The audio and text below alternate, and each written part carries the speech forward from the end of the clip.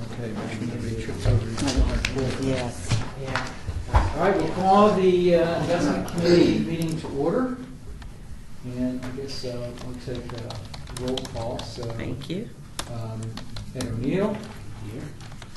Benedict Appleyard, absent. Scott Edwards, absent. Rusty McAllister, absent. Julie Hill here. And our new member, Steve Lumpkin. Yes. So, welcome, Steve. Thank you very much. Promise to play nicely. Just for the record, we had an opinion that since we are an even-numbered board, 4 members present is a quorum. So, we'll open the meeting. I do understand that Ed O'Neill is not assuming that John Verdilla is on as well. So, with that, has everybody looked at the first order of business as the minutes from last week? Has everybody looked at the minutes and been having questions or comments or concerns or changes? I didn't have any.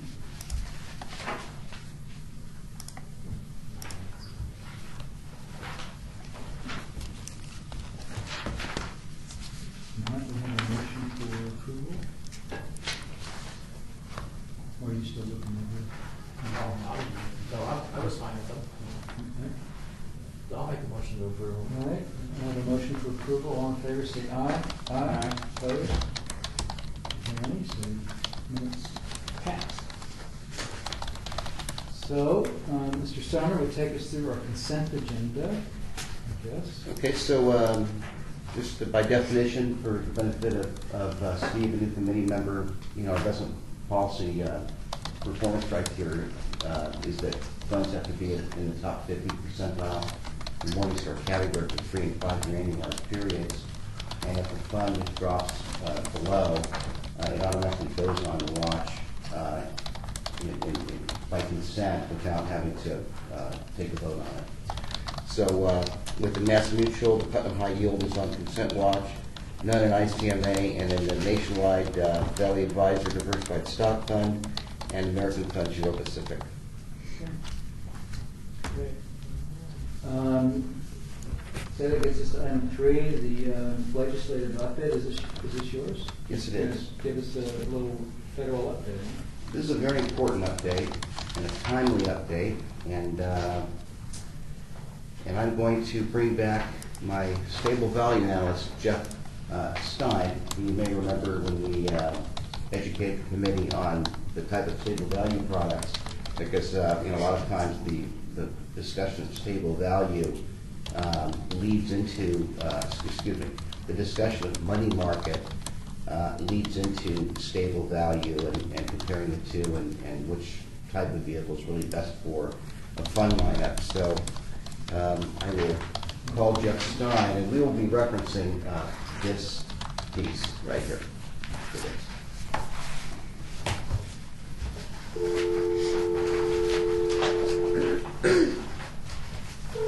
What did I do? You have to hit You did 9. 9? Oh, 9. Nine, Uh-huh. and then, yeah. All right. Forgot the 9. I'm like, who am I calling?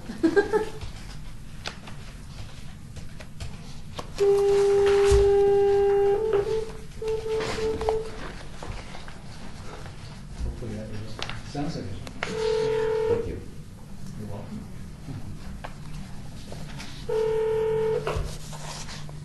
This is Jeff. Hey, Jeff, it's Freddie. How are you? I'm doing well, thanks. Good, good. The city was so impressed with you the first time you're back for an encore performance, and you're on speakerphone with the investment committee of the city of Las Vegas. Okay, great. And appreciate you taking the time. I know it's getting late in New York, but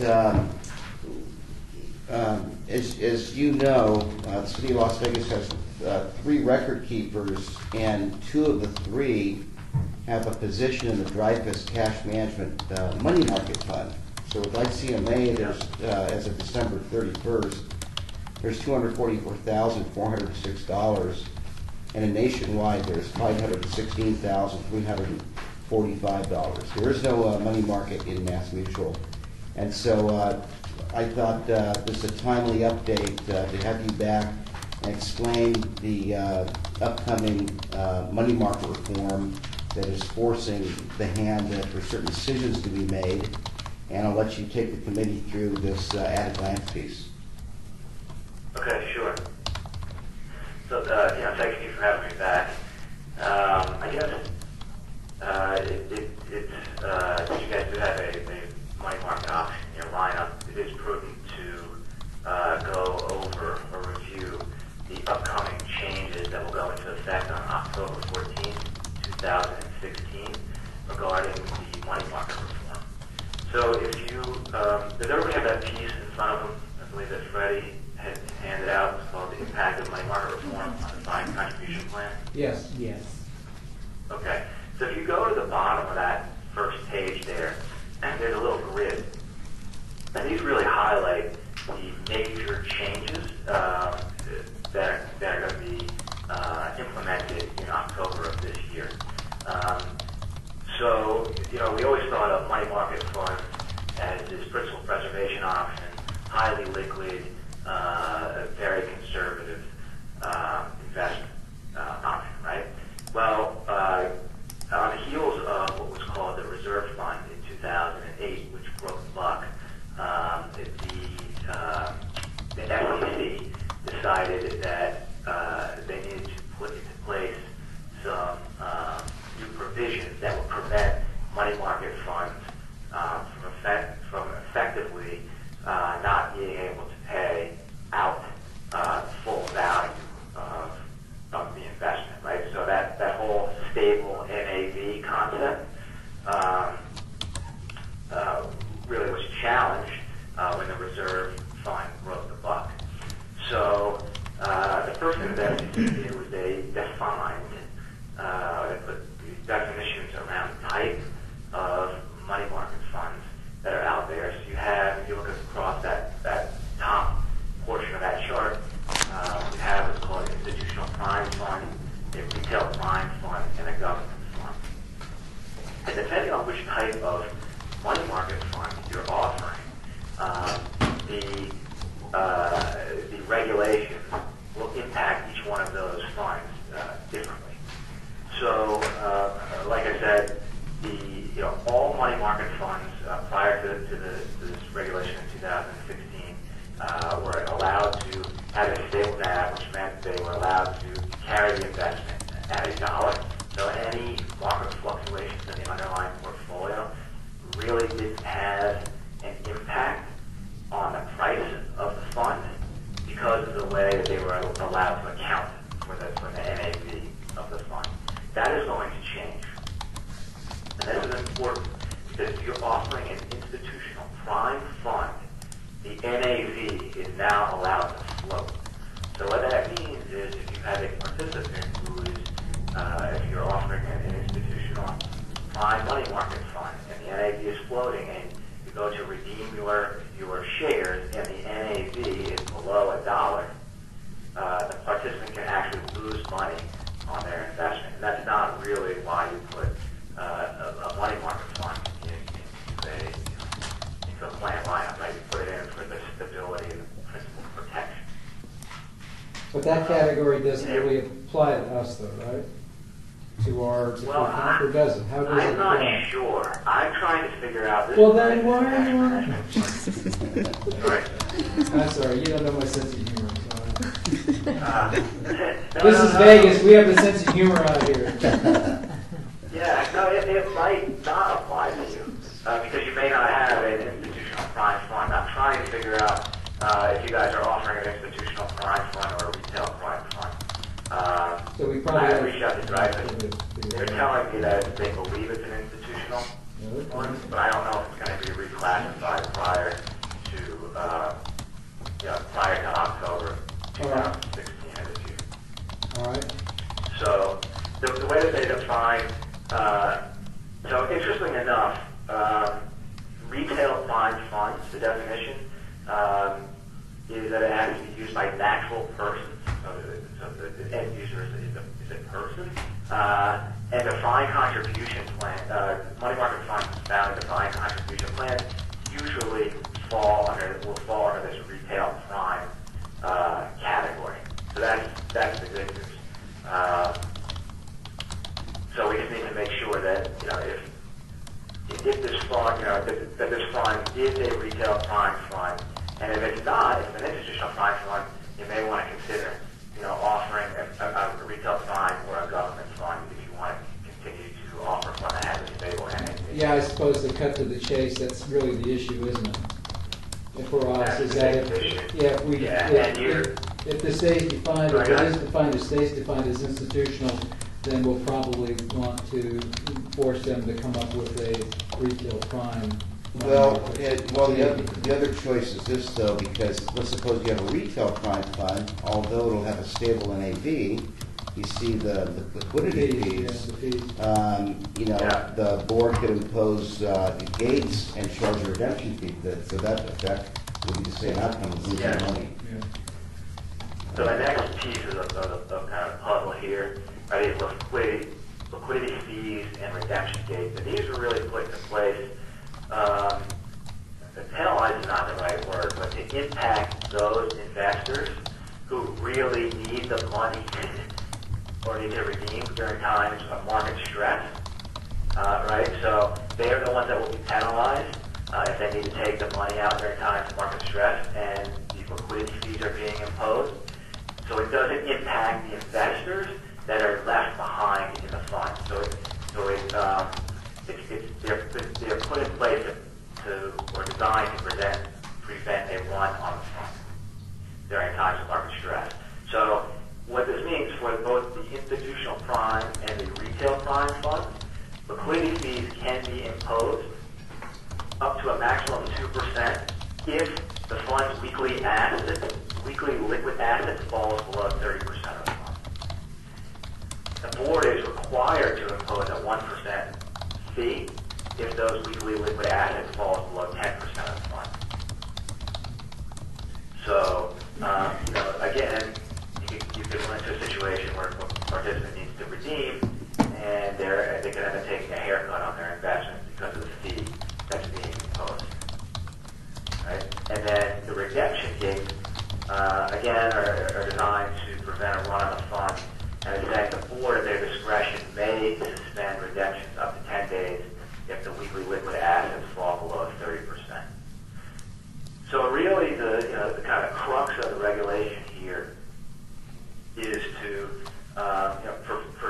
prevent runs on the fund during times of market stress, and they're trying to impact only those investors who need to withdraw during times of market stress. So, do we have any? what they're telling you. Sorry. I'm sorry for interrupting you, but do we have any historical statistics to understand? I mean, I know 2009, the Great Recession, obviously this was in effect, but historically, with these sort of money market funds, how often do we see assets dropping below 30%? It's not assets. I mean, yeah, the net value. I'm sorry? Well, what would happen is let's just say you have The liquid assets fall below 30%. right? And you have the liquidity in the market, right, is not there. So you're forced to sell the most liquid portion of the portfolio, right? Because that's how you're going to meet redemption. Then you can start reaching some of these thresholds. Other than the Great Recession, have we seen periods where this was a big issue? No, I don't know off the top of my head. I know that in 2008, 2009, you could have had some problems if these were in place. I don't know historically if we would have run into that prior to these. Fair enough. Prior to 2008, so I still haven't an answer for you. That's fine. Fair enough. So what the SEC is telling you, though, is that if you want to provide a money market option that is similar in nature to what you're currently providing as far as a stable NAV,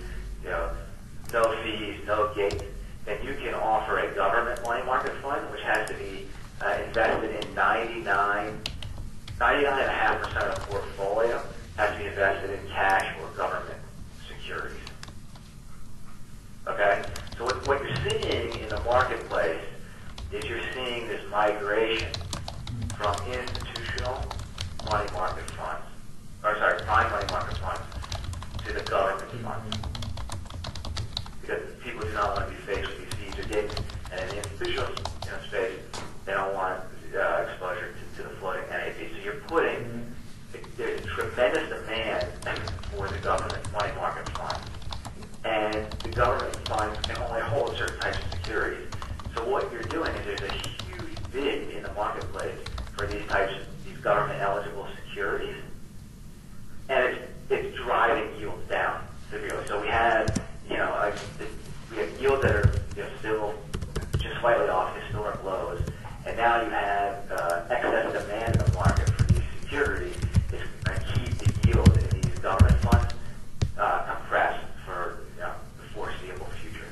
So this government fund is going to pay basis points probably for a while, but you're getting the comfort of the stable NAV and the no fees and the no gates. And you're actually seeing a lot of asset managers close down some of their institutional prime funds. Well, I guess there are lots of other reasons, but the primary reason people are in these funds is probably not just preservation of capital, but could be the liquidity issue as well. It's preservation and liquidity. And so to suffer some kind of a delay or some kind of a penalty under extreme conditions. And I get what you're saying. We're talking, a few basis points on a fund like this is a big deal, right? Right. Yeah.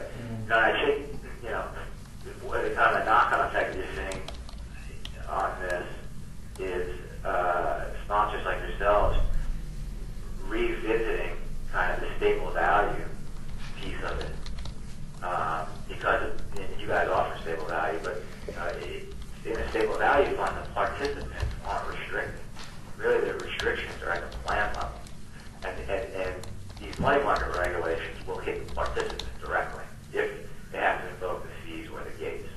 And in stable value, you're picking up 150 to 200 basis points of return. Right? So you had a lot of sponsors who said, we're okay putting in, offering money market because we really don't want to get in intricacies and complexities that stable value might have to offer. We're fine providing this simple, clean, liquid option for our participants, but that may not be the case anymore. So there's been a real argument for sponsors who only offer money market to reevaluate and take a hard look at stable value. Freddie, remind me, what did you say we had in assets here? Yeah, so within Was it $500 million? in ICMA there's 245,000, and nationwide there's 516,000. So about 3/4 of it. Yeah. Yeah. And so How many participants do you know? that I don't know. All right, we'll look when we go through. So Jeff, in a nutshell, a couple things. Even in conversation with Dreyfus, we're still trying to verify and validate if this Dreyfus Cash Management Fund is an institutional prime or a retail prime. Is that right? Yeah, I think it's an institutional prime Okay. fund. Then I think the decisions or some actionable things for the committee to consider are, given the intent of being in a money market fund to begin with is stable NAV and liquidity, and now those two objectives are being compromised, as so not as to impose this on a participant. You either switch this fund with a government fund, and in doing so, I'll point out that even in the fund we have, if everybody looks at this sheet, the Dreyfus sheet, you see that for the last 5 years we've been in such a low interest rate environment that if you net out the expense ratio, there's been zero return for participants.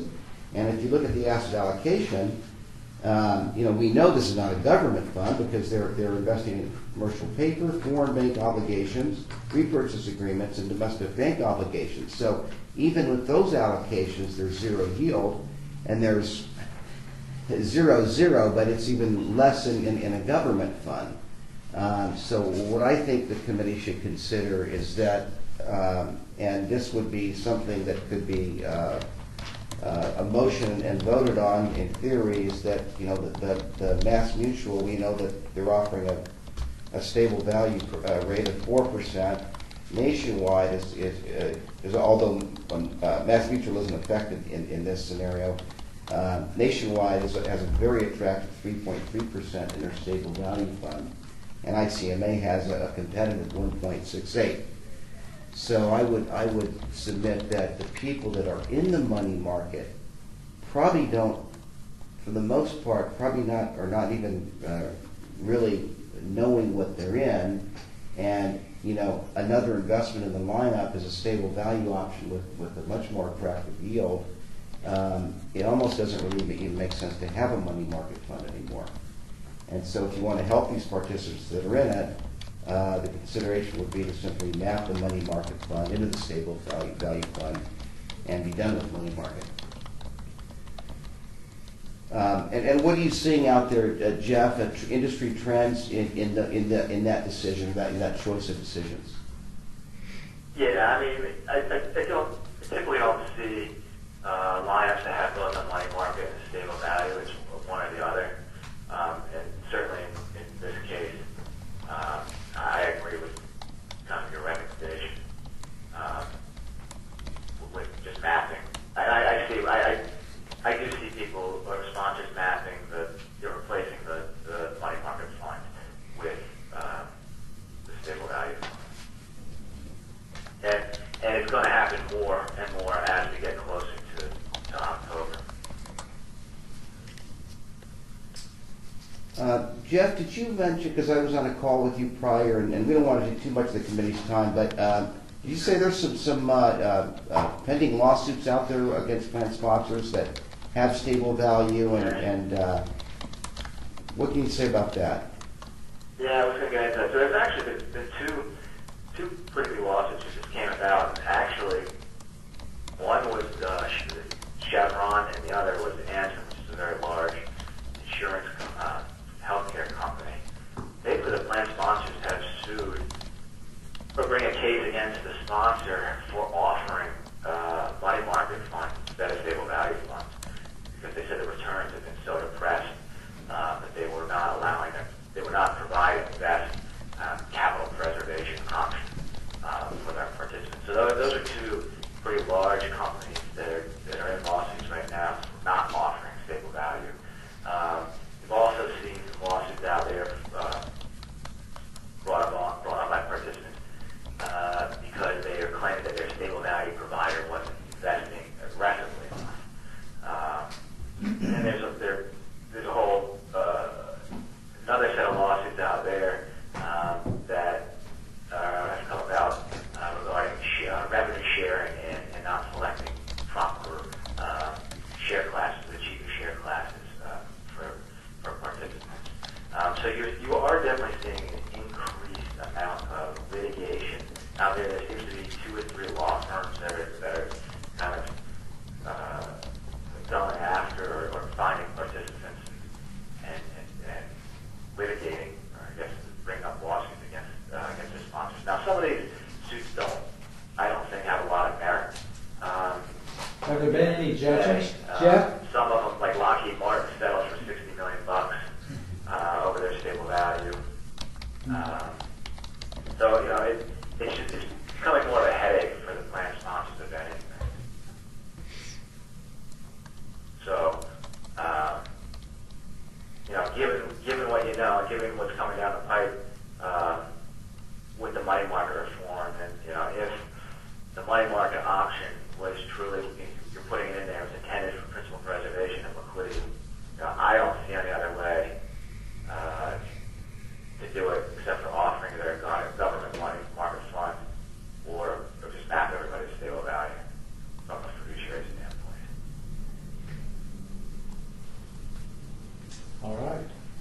Okay. Well, gee, thanks for that uplifting report there, Jeff.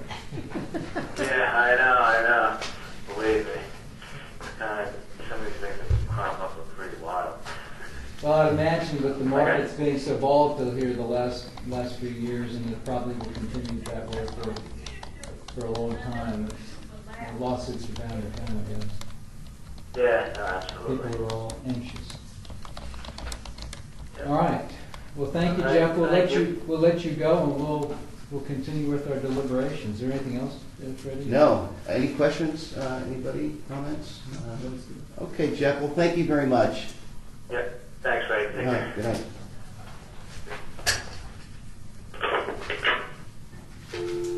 My question was going to be if we were to entertain mapping them,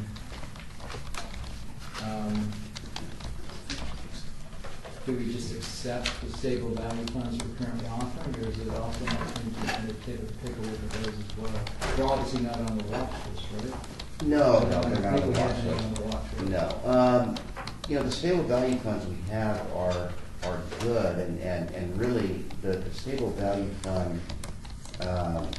Excluding the Mass Mutual, they're a whole different animals. Yeah, and there's no money market in Mass anyway, but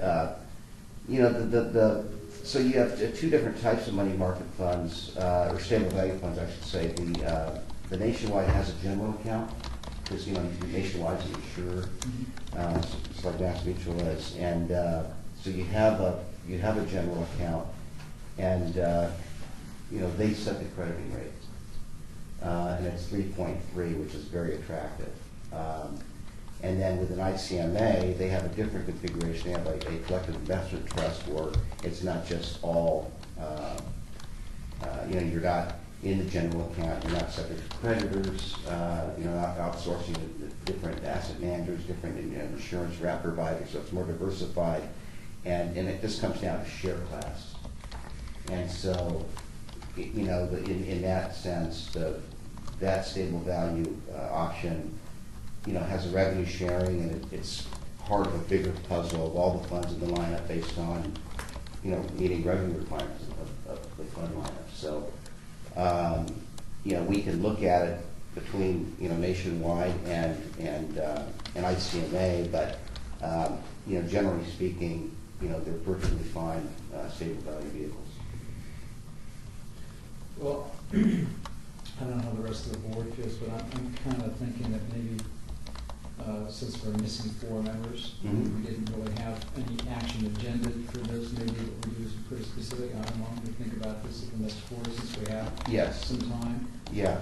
I'm going to guess, and I don't need a response, I'm going to guess that most people are kind of going to be concerned about the money market, and we do something different with them. And I think if we put something on the agenda specifically for it, then we'll be, hopefully the other members will be prepared. Okay, and I should also mention, I don't know if this makes you reconsider that particular idea, but I did speak with Rusty just 20 minutes before the meeting started, and even though he's absent, I can represent some of his preferences when we get into fund searches, but I did bring up this as an agenda item, and he said he would be in favor of mapping into the stable value fund, considering the zero yield, and it's just an uptick for participants. But that said, we can still defer it, because the specific date, October 14th, something, action has to be taken, and we're meeting again in May, so we can certainly address it then. How's the rest of the committee members feel? We got to do something now? I was trying to see, did we have the numbers on the fund profiles? Is the number of participants? No participants? That I don't know, but I've made a note to find out. Yeah. I'm trying to look at it now. Yeah.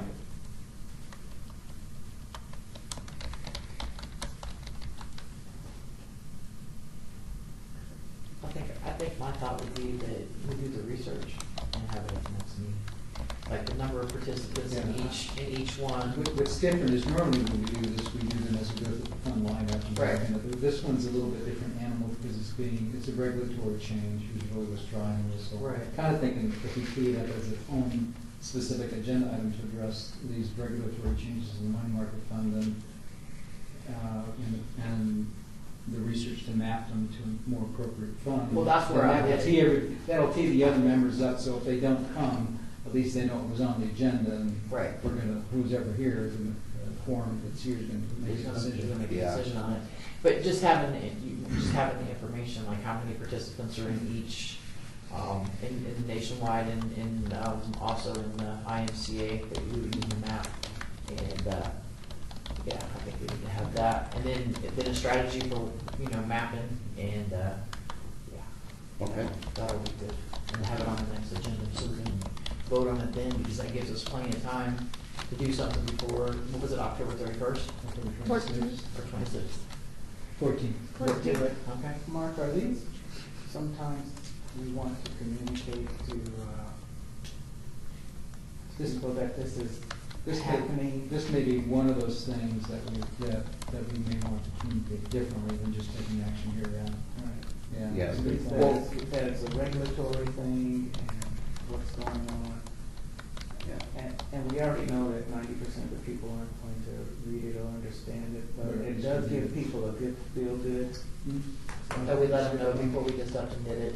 Yeah. Now, keep in mind, on virtually every mapping that we've ever done, there is a required Notice to the- 30-day notice to participate. Correct. So this should be no different. But this than that. Well, in this This particular one's a case, little someone bit- could be trying to, we did get a new hire today and they're looking at money markets and not understanding this is going and then Right. we, We have lots of vehicles that we can do this through, and one is through Betsy's blog. If we can get a PDF, I can create a PDF, so they work just for all over it. I didn't, when I wrote. But I mean, even the PDF of something like this Morgan Stanley report might be helpful, and then we could write something up. And so that they know that this regulation's changing and the committee's looking at it. I may be way off on the understanding of it too, but I know a lot of people put into the general fund periodically, so getting a participant count may be hard because they do it with the market is terribly bad. They'll put it into something that's stable, and a lot of them Yeah, don't. we'll only know what it is at the point in time. And a lot of them put in it when they're retiring. They stop putting in all funds and all 100% into the stable money. So I don't know. Yeah. Well, For the 4% or the. Right, yeah, right. Well, just, and that's a good thought, but in that description, they have a 4% option, 3.3%, Yeah. 1.68, certainly better than zero. No, and that's what I Yeah. was bringing up. I heard them say, hey, I'm retiring, I've stopped anything risky, I've stopped anything, and I threw it all into. But then that's part of the education process too, Correct, yeah. because you really need to continue to earn in your Yeah. retirement years. Because if you work for 30 years and you're earning having investment earnings for a 30-year career, and then you retire at 55 and you live another 30 years, well, if you stop earning and put everything in a money market, you've lost a ton of money, just a ton of money. So we need to educate people, and that's what our consultants do, our record keepers do with their staff, is make sure, you want to be conservative, but at some point, you don't want to be stupid about it. But we have, so I don't want to call those people stupid, I don't mean to do that. No, I understood. But you know what I'm saying? For lack of a So better we do word. want the, we do understand them wanting to be more conservative, but to be zero or have an opportunity to lose. Anyway, got it. Well, I feel better if we posted it and had it deliberation out and then had it in the information. Okay. But I think we all feel like we need to do something. Yeah. Otherwise, we're going to sue Edward. All $4. I can have it. I'm gonna get it to my kids. So that gets us to the fourth quarter investment review. Yes, and we're going to start with Mass Mutual. Up and running, beautiful, okay. And actually, before we start, I just want to take a quick minute and do my own welcoming to Steve to the committee, because you're doing a righteous and noble act. You're taking a stand, taking a position, doing something for your fellow employee, but you're also doing something for yourself as a participant. And while you're doing it, I would encourage you to, and you already have, actually, is be a voice, ask questions, don't be afraid to take a position, voice your opinion, be engaged, and in the process, helping your constituents, you might find some personal enrichment as well. So, Oh, wow. yeah. Sorry, you might take away. Negative. Okay, on Mass Mutual, we'll start on page 4, under tab 1, which is the market commentary. I'll give you a summarized version. For the fourth quarter, this is a capital markets overview, fourth quarter 2015. Risk assets generated positive returns during the fourth quarter of 2015, despite disappointing performance among broad asset classes over the year in its entirety. Currency volatility, oil turbulence, emerging market woes, and much anticipated Fed rate hike in December dominated headlines throughout the quarter. For the quarter, U.S. and Japanese equities registered the best returns, while commodities and master limited partnerships were the weakest asset classes. The Dow Jones Industrial Average increased 7.7% for the quarter. The NASDAQ was up 8.8%, and the S&P 500 was up 7%. All sectors within the S&P 500 generated positive returns for the quarter. Materials were up 9.7%. Healthcare and technology were both up 9.2%. The laggards were energy, which had a modest increase of 0.2%, and utilities that rose 1.1%. Morgan Stanley economists expect U.S. real GDP to be 2.4% in 2014, 1.9% in 16, and 1.8% in 17. The global forecast for GDP growth is 3.3% in 15, 3.3% in 2016, and 3.7% for 2017. So the forecast is a little slower growth domestically, and growth outside the United States is increasing. Commodities were down 10.5% for the quarter. Gold was down 5%. Page 3. For the U.S. economy, the Department of Commerce estimated that gross domestic product increased at an annual rate of 2% in the third quarter of 2015 in comparison to 3.9% in the second quarter of 2015. Unemployment rate for November was unchanged at 5%. Job gains occurred in construction, professional and technical services, and healthcare. Mining and information sectors lost jobs. The unemployment people, which is 7.9 million, was essentially unchanged in November. The Bureau of Economic Analysis, corporate profits decreased 1.6% between the second quarter of last year and the third quarter, and fell 5.1% between the third quarter of 2014 and the third quarter of 2015. Inflation remains low. Consumer Price Index is 0.2%, was 0.2% in October, flat in November. Morgan Stanley economists forecast 0.5% inflation for 2015, 1.9% in 16, 2.4% for 17. So inflation is picking up, and those types of readings would compel the Fed for possible future rate hikes. In December, the Purchasing Managers Index, which is the manufacturing sector index, contracted. PMI registered 48.2%, a decrease of 0.4% from November reading, and 48.6%. This indicates contraction in manufacturing for the second consecutive month. So generally speaking, PMI, if it's an index is over 50, the sector is expanding, but if it's below 50 and over 43, it indicates the sector is shrinking, but the overall economy is expanding. Next page, these are some of the index returns that I mentioned.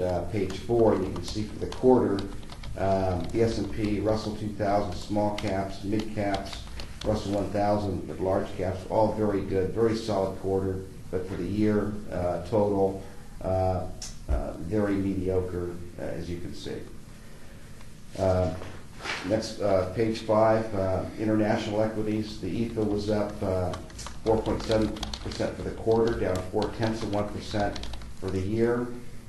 Europe was up 2.5% for the quarter, down 2.3% for the year. Japan, as mentioned before, very strong, up 9.4% for the quarter, 9.9% for the year. And emerging markets up 0.7% for the quarter, and a horrible down negative 14.6% for the year.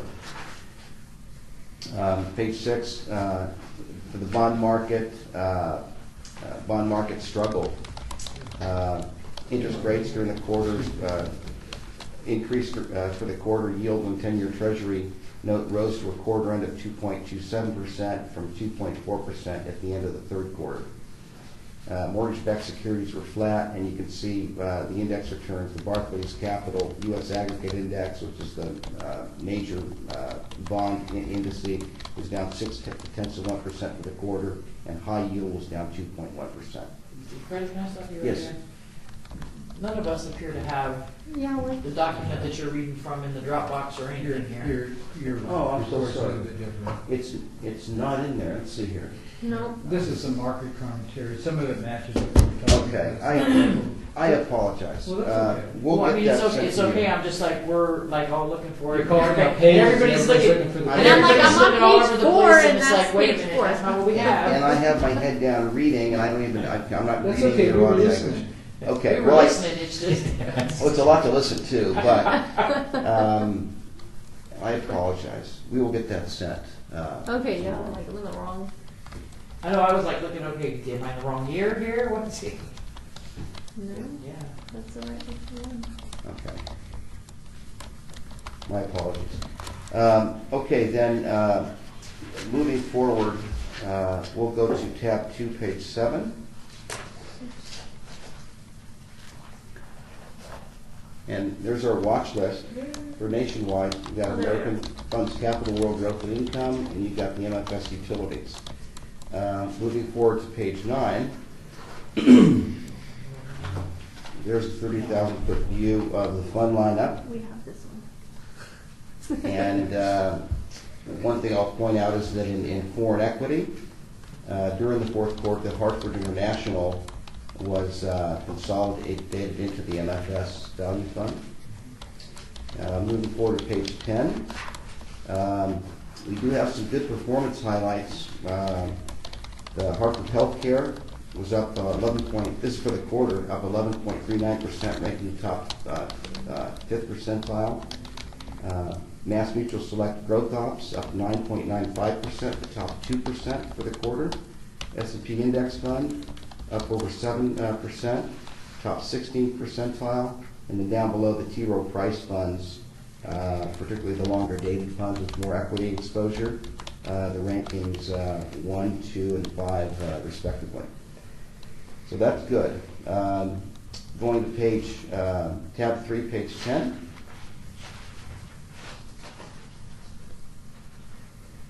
Or excuse me, page 12. Page 12 Yep. is the plan investments. And you see the asset values, and again, down under foreign equity, Hartford International with a zero balance because it was mapped into the MFS International. Turn the page, you still have, on page 13, the general account at $69 million jumps out, 48% of the plan. And it's interesting because, you know, the T. Rowe Price retirement date funds, as good a performers as they are, they really have not been highlighted, and they really don't have a whole lot of sponsorship, which is unfortunate in this particular plan. And if you remember, quite some time ago at this point now, we had the State Street Global Advisor funds that ranked 99th percentile, and we replaced them with these much more compelling funds, and they're being underutilized. Page 15.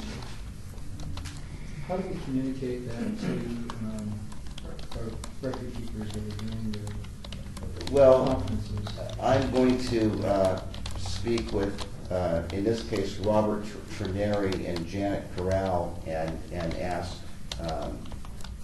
you know, because Janet, I mean, people have she has a good reputation of being out there, as all the education people do through record keepers. And I don't know what her process is when she sits down, but she engages a person into an education and talks about asset allocation, they're just not. I don't know if she's not suggesting that these are easy options and if you forget it. I mean, it's a different story if if they're talking them up, but participants aren't interested. That's one thing, and that might mean a different thing. But if she's not mentioning them, right? And I'll tell you, there's some industry trends going out there. Industry trends right now that there's some conservative, moderate, and even extreme practices out there, and there are plan sponsors right now that feel so strong about the use of target date funds that people that are in them and using them properly are going to have better outcomes than trying to do it their own and rebalance their accounts, asset allocation wise. That they're actually doing re-enrollments, and this is extreme, not just for new hires, but for all the re-enrolling them in these participants, target date funds, negatively elected, forcing them to they can opt out, and and if they don't opt out, they're going to be taking out of their core investments, put into the target date funds, and if they opt out, then they can still build their own portfolios with the core investment lineup. So it's happening out there. Page 15. These are investment policy criteria, just to remind top 50 percentile 3 and 5 years. Jumping ahead to page 20. Here's our rankings, our ever so important rankings. And PIMCO Real Return, that's an inflation protected bond fund, meaning when interest rates go up, and they are starting to go up a little now, that actually goes up in value. And we have a global investment committee at Morgan Stanley that recommends a 3 to 5% allocation to that asset class. It is ranked in the 70th percentile. Last quarter it was in the 61st, so it has dropped below the 70th on the 3-year. 5 years is not a problem. Intermediate term bond fund is the Hartford Total Return Fund. Ranks fine, 43rd and 29. Moving down to the high yield option, the Putnam High Yield Bond Fund. It was put on consent watch on the 3-year. Ranked 64th. Last quarter it was 53, and quarter before that it was 43rd. So it's trending poorly. Over the 5-year, 55th. And last 2 quarters it was 47th. So that's on consent watch, and effective this quarter. One thing that I would like to bring to your attention, and now we can reference this piece, and I've referenced more than once Morgan Stanley's Global Investment Committee, and so they come up with their body of work is to recommend what they think a diversified portfolio is across 5 different risk profiles. And they come out with model 1, 2, 3, 4, and 5, and they have a strategic allocation in each portfolio that is a static allocation, doesn't change, and they come out with little tactical overweights or underweights, maybe once a year in asset classes they would overweight or underweight based on where they think their outlook is, maybe over the next 12 to 18 months.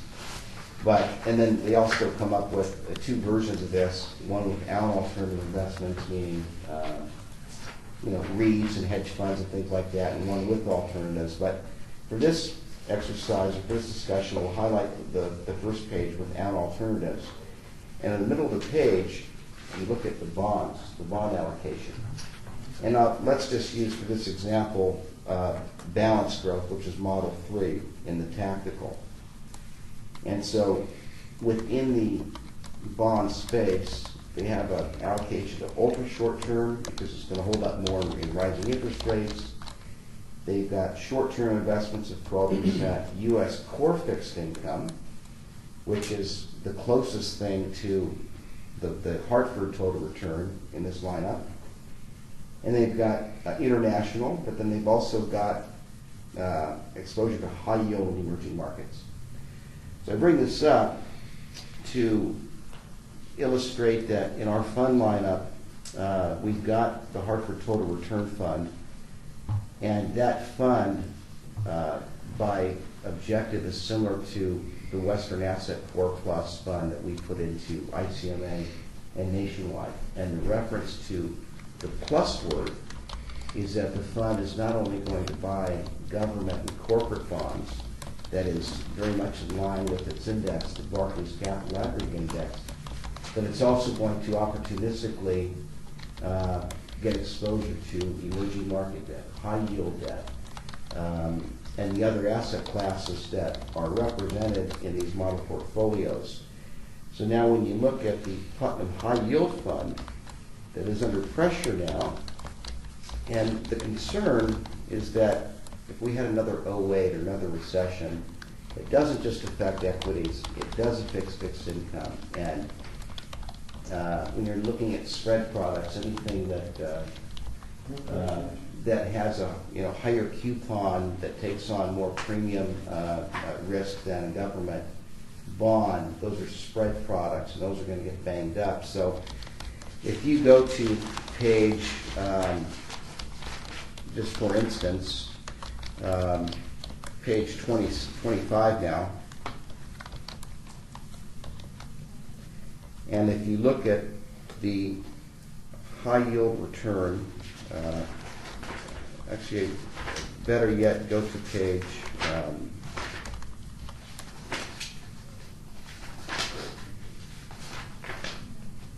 33.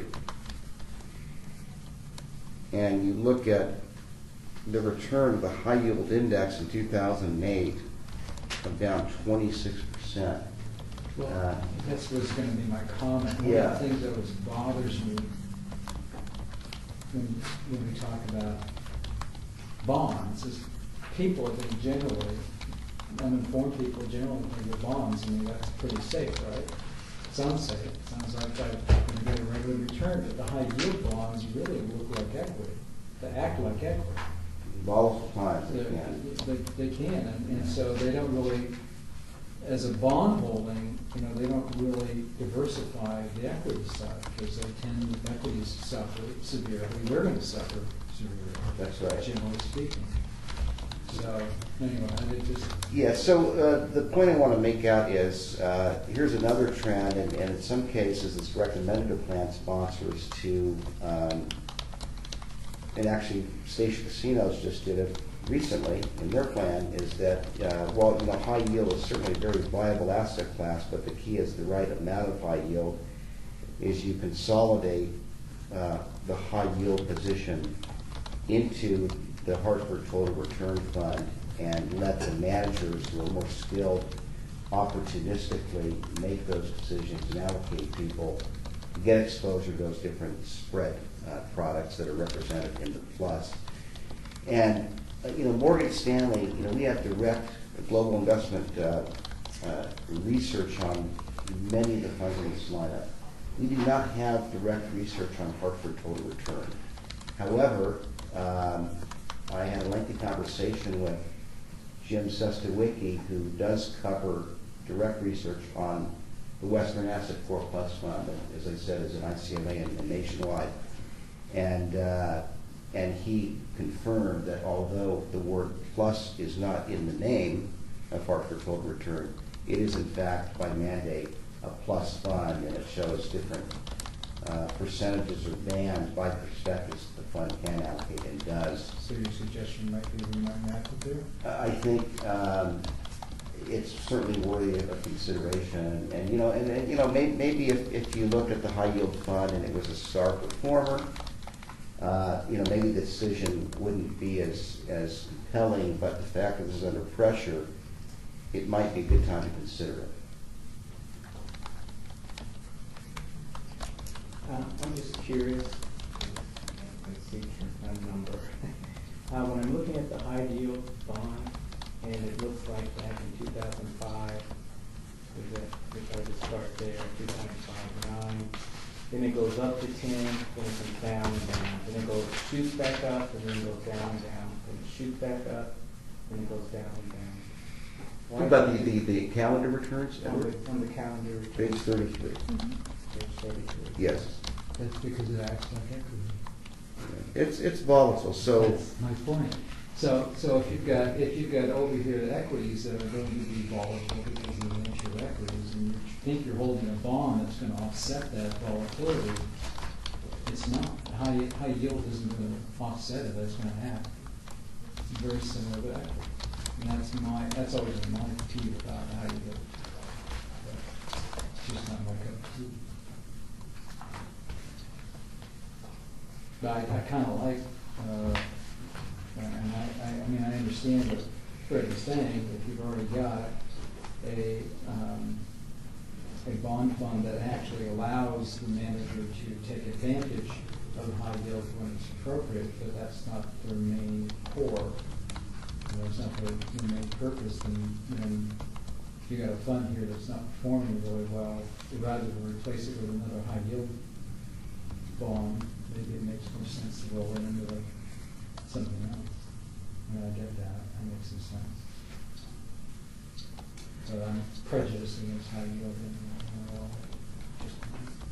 one of the mandates of being on the committee and go back to the fiduciary training is the prudent man rule, where you have all these city employees running around and may not know what they're in. They might have the benefit of Venus meetings that are, we're all students of the game. That is the prudent man rule. You have to make decisions on their behalf as if they have the knowledge to do it themselves, which they really don't. In any event, the Putnam High Yield Fund is on consent watch. If you like the idea, you can make a motion and vote on it. If you want to let it rest, we can certainly give it another quarter. But the decision to do it conceptually, if you agree on why, the rankings should not even really, necessarily drive the decision. And just so happens that in the nationwide plan, they also have a core plus bond fund and a high yield fund. That particular high yield fund is not it's not on watch. It's compliant.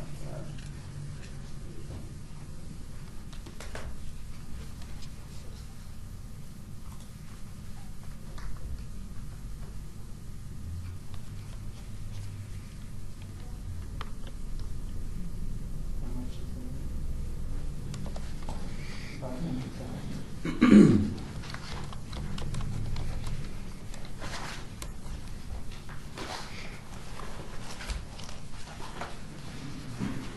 Less than what percent of the total? 12.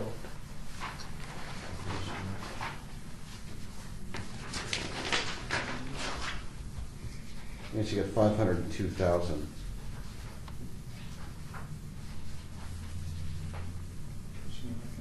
It's less than 10% of that allocation.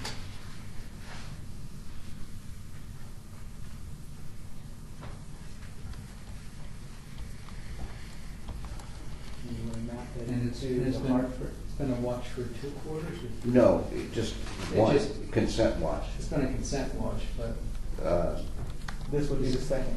And we're gonna map it to where? The Hartford. To the Hartford. if you worry, that's what Total we're return. trying To the, To the Hartford Total Total Return Return Bond Bond Fund, yeah.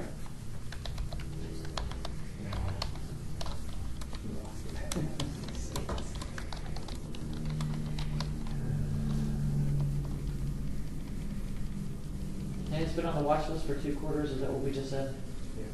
No, this is This is the just second. just went on. Did it go on consent watch? It went on consent. It had to be on It was- consent It watch. went from 43 to 55. Yeah, it just went on consent watch. Last meeting, yes. No, Putnam High, so this is the first quarter it's Yeah. popped in? this is the first What was quarter. the 3-year, what was the 5-year last time? 5-year last time was 47, Oh, last 2 that's- quarters. Yeah, no, it just went on consent. Yeah, But it's been trending down. been trending down. Trending down. Yeah. On a 3-year basis, it's gone from 43rd to 53rd to 64th. Well, I thought that we weren't, we was leave it on watch for 2 quarters before we would map anything. Yeah. And you can certainly do that, Julie. Well, that was a But, standard rule. yeah, If we see something that's Yeah. not But- good, then we can make that. yeah, and Julie, that's a good point, but I think in that protocol, that's in a context of replacing it with a different fund in the And same that, well, that's category. fine, I'm just asking because I Yeah, thought this is that a that little was, different. No. so this, Yeah. No, that wasn't standard. Okay.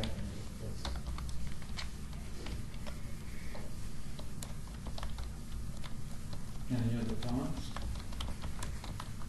Mr. Redilla, been quiet, read. which is Yeah. highly unlike you, must be doing actually lawyer work over there. No, I was, it's, I know we have the 2-quarter policy, so, but it is trending very negative. well, no, it is, and I'm not disagreeing with that, I just wanna make sure that we're not going against what we, we had established, Yeah. with But- regards to. Yeah. Well, I think we're allowed to, obviously, that's why we meet, if it was that perfunctory, we just said, when this happens, do that, then we wouldn't need this, so. I mean, because I have no problem making the motion that we move the money, that we map the money over. I have no problem doing that. So you're making a motion? Yeah, I will. There you go. I mean, seriously, I mean, I just want to make sure. I'll second the motion. All right, all in favor, say aye. Aye. Opposed? There you go. All right. I just want to make sure we weren't going against No, we're not. anything that, we've established. Like I said, it's an absolute distinction that in the 2-quarter protocol, if you will, that's in the premise that you replace the fund with with a better, keep the asset class, replace the fund. In this case, it's a consolidation decision, so. I'm good with that.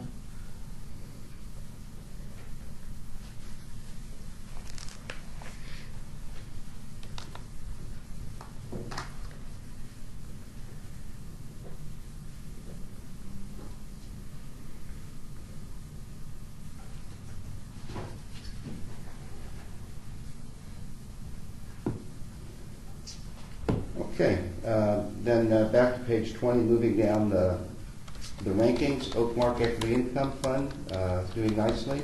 Hartford Dividend and Growth Fund, doing nicely. Hartford Capital Appreciation, we've been monitoring for 4 quarters.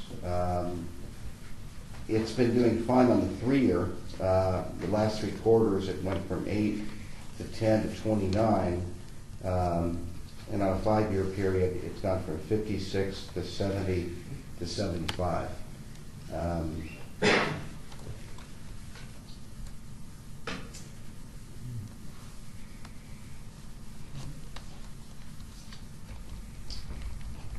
So I don't know if it's worthy consideration to put the fund on watch.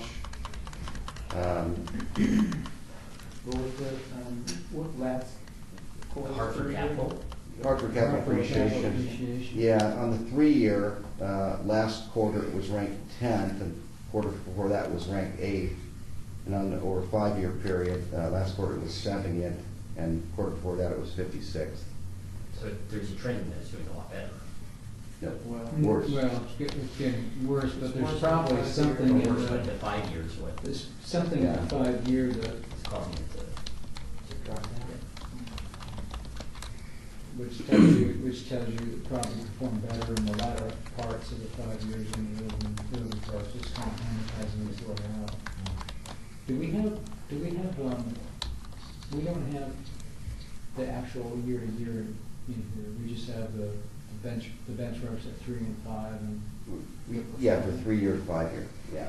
And that's more prudent because in a calendar year. No, and I'm just yeah. curious to see what's amortizing out. Yeah. What bad period is going through it. For the 1 year. In the calendar year performance? Yeah, you can Yeah, look at, yeah, if You you just look have at, the return. On page 27. I have 34, you're looking at 27? yeah, but if they have, if you look on page 27, you can see the rankings for, 1, 3, 5, and 10. These are the returns in the ranking. Yeah, did pretty miserable 11 too.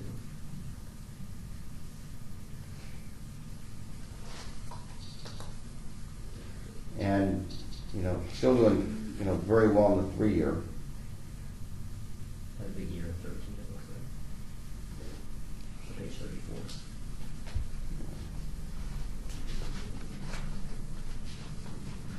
I don't know when you can put it on the watch list, but I would keep an eye on it.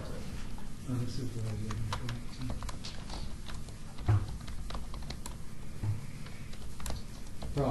Problem, these are their annual return. No, It doesn't nothing. give you, it doesn't give you They're relative. doesn't give you the benchmark, does it? Yeah, it does. Where is it? Yeah, this is, It's right here in the large yeah, plan. this is benchmark and the This is category. benchmark up here in the categories of benchmark. Yes, Gotcha. On 34. yeah, Yeah. yeah. Okay, gotcha. So it So- might be 2011. So it's not hit the benchmark in 14, but beat it in 13, beat it in 12, took a beating in 11, beat it in 10, beat it really good in 9, suffered greatly in 8, but it beat it in 7, and it seems like in sort of downward markets, it kind of takes a beating, and, It's quite powerful. it's It's acting like equity. a lot of things like that. Actually, it's acting like a high yield fund. That 11 was brutal though. I mean, it was 14. Just remember, any combination of the S&P 500 and some bond area will probably get you the same place, just less moving parts. Okay, so it is kind of bouncy, but all right. I don't know, I'd kind of let it go another quarter, see what happens.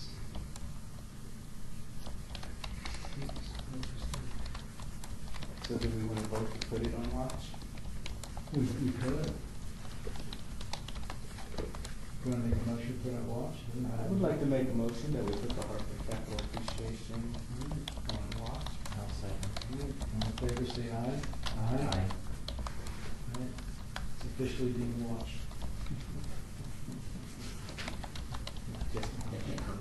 They're all being Yeah. monitored. That's right. Watch all by its lonesome by itself anyway. So, you never know. Okay. So we're at the 20, what page are we on, 24? Hartford Capital Appreciation is now on watch. Back to page 20, moving down the lineup, S&P 500, doing nicely. Mass Mutual Select Growth Opportunities Fund, doing nicely. On the 3-year, last quarter was 53rd, and that's made a great improvement to 32nd. And on the 5-year, went from 8 to 6. Hotchkiss and Wiley Mid Cap Value has fallen off. On the 3-year, last quarter was 25th percentile, dropped to 57th, and over the 5-year, it went from 5th to 22nd. The this is a State Street Global Advisor Mid Cap Index Fund, doing fine. Page 21. Hartford Mid Cap, ranked 10 and 16, beautiful. Invesco Small Cap Value, 17 and 14. Great. AMG Manager Skyline, superb at 8 and 4. Small Cap Index Fund, 31 and 34. The Hartford Small Company Fund is, trending kind of towards mediocrity, but still in compliance, 49 and 45th. And in the foreign blend space, the Hartford International was consolidated in the MFS International Fund, ranked 1, first percentile. In the World Start category, American Funds Capital World Growth and Income, that is on watch, and I have Fund Search to provide you.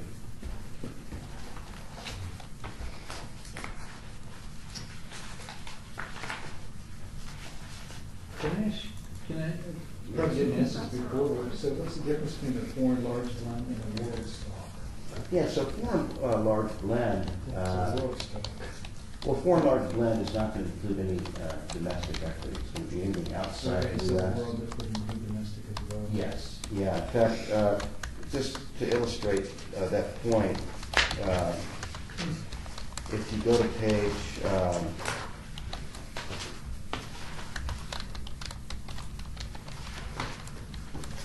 if you go to page 67 in the fund fact sheet,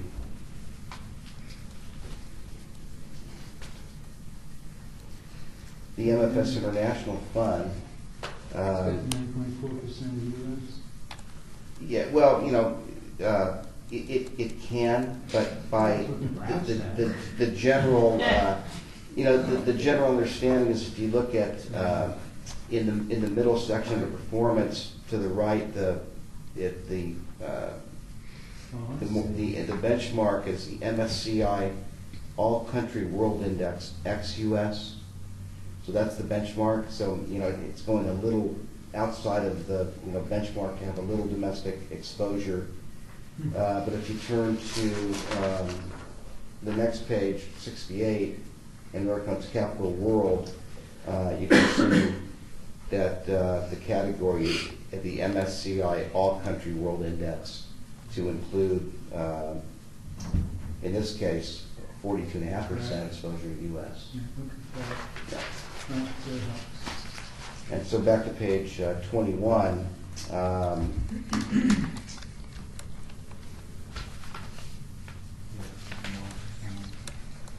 The minutes for last quarter for American Funds Capital World Growth and Income, Fund Searchers was presented as possible replacement, but will remain on watch, and the Fund Search will be updated and presented at next meeting. And so, this is funds for consideration, CLB Mass Mutual. And it should be in order there. And so the key is, if you go to page 5 on this, and you see that world stock category,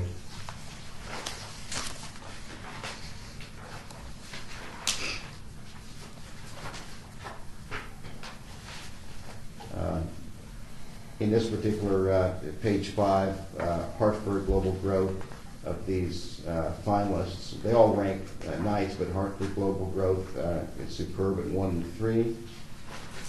Page 5, these are annualized return periods starting for the quarter. This is as of December 31st. Hartford is the best at 679.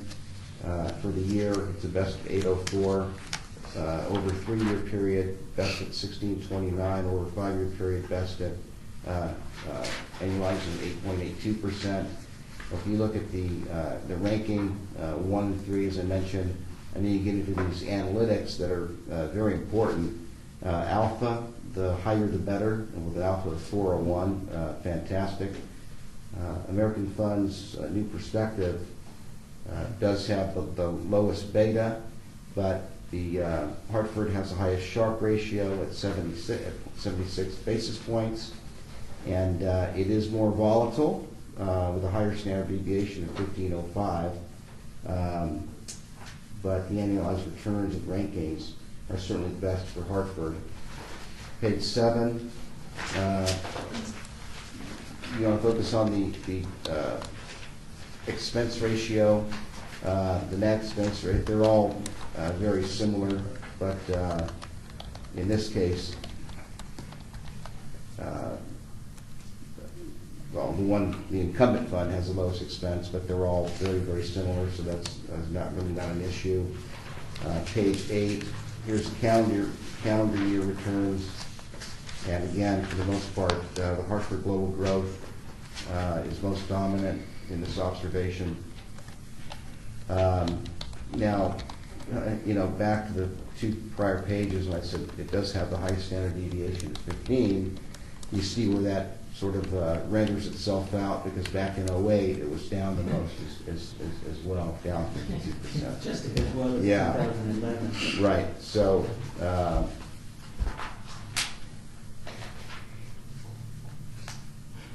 And so in this particular fund, there's $992,000. But when it's good, it's good. Yeah. But again, over a long period of time, better returns, high alpha, yes, more volatile, but rewarded for that.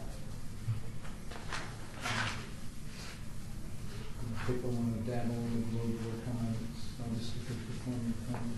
Absolutely. And it's interesting because if you're a participant and you're looking to take on an asset allocation, there's so many ways to skin the cat, as they say, because one way to do it is you could literally, for all your equity exposure, have the global fund and then layer it with a core plus bond fund and be done with it.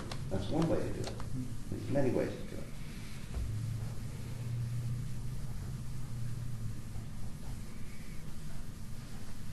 Well, do you guys think you're ready to replace it? Go ahead, we're in the mapping mood. I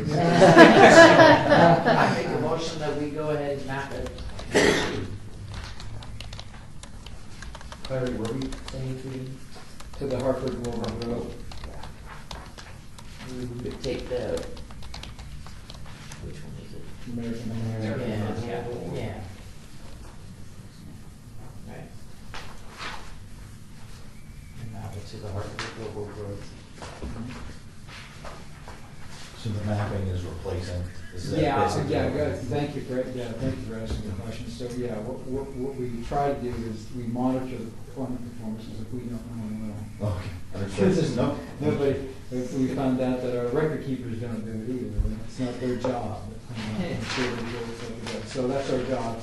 And we have, you probably remember from talking with Freddie, that we have a consent watch approach, so that just things automatically go on consent if they hit certain criteria, which you saw on the front end of the report. And then every now and then, once it gets on watch, it doesn't come off a watch unless we take it off the watch, vote to take, or ultimately replace it with something else. And so sometimes we want to maintain that asset category, that asset allocation category, and so we ask Freddie then to find us some other funds that are performing better.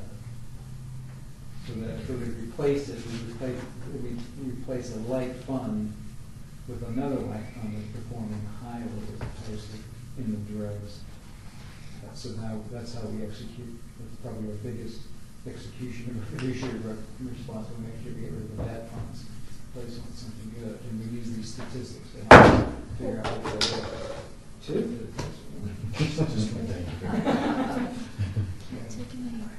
All right, do I need a second? Do I have a second? Oh, I thought I heard a second. No.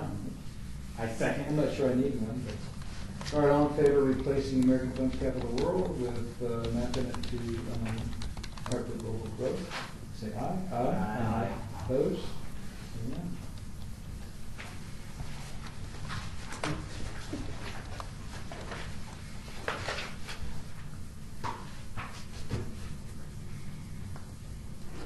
I'm watching the clock, Freddie.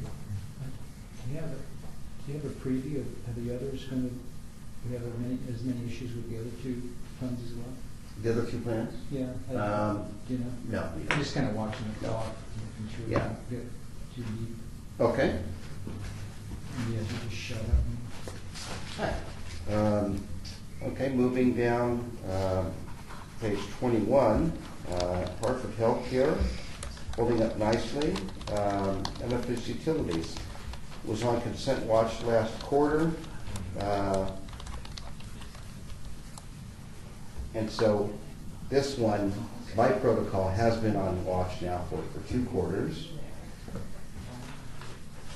And I have another fund search. And it should be in order in your packets.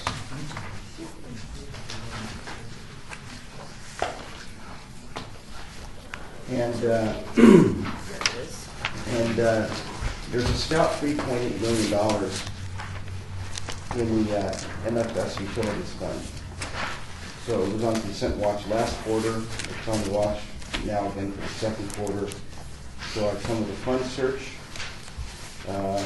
starting on page 5.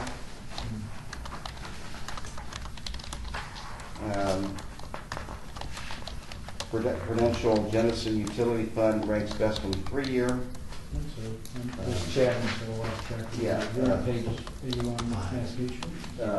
It's the one that table part 2, the funds for consideration too. I think it's your second. Oh, Is it?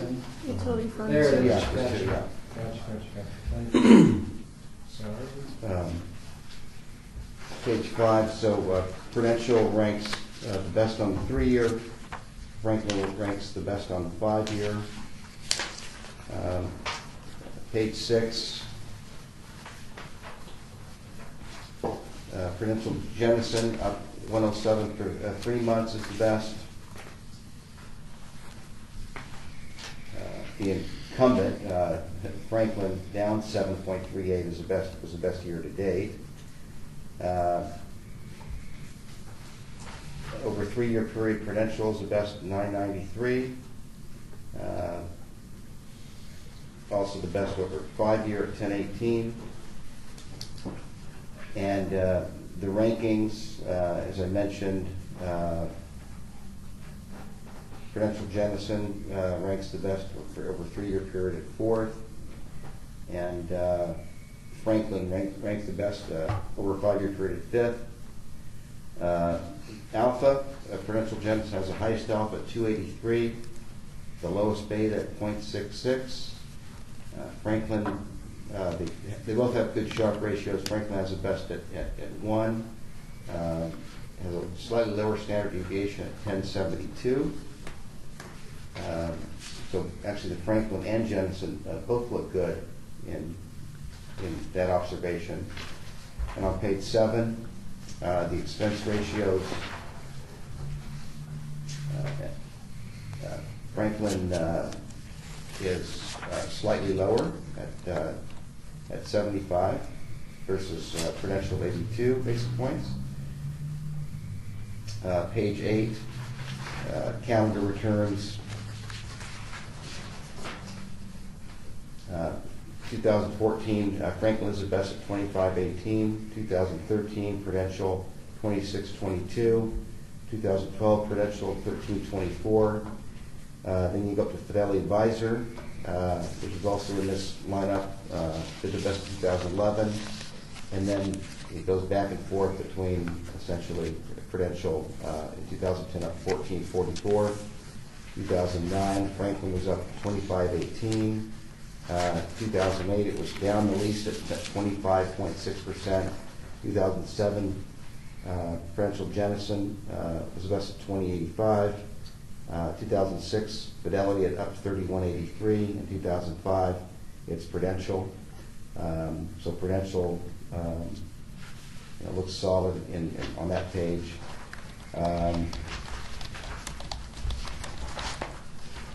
So, two very good candidates really between Prudential and Franklin. I think Prudential is probably the strongest, but didn't go wrong with either of them.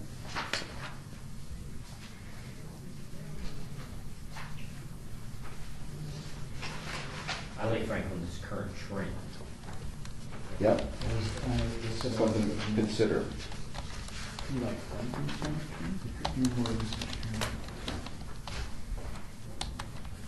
And its expense, its ratio just, Moving from Some Boyle few 13 basis to 14, points is that cheaper. what you're looking at? Yeah, I mean, the 1 year is done better, the 3 years basically the same.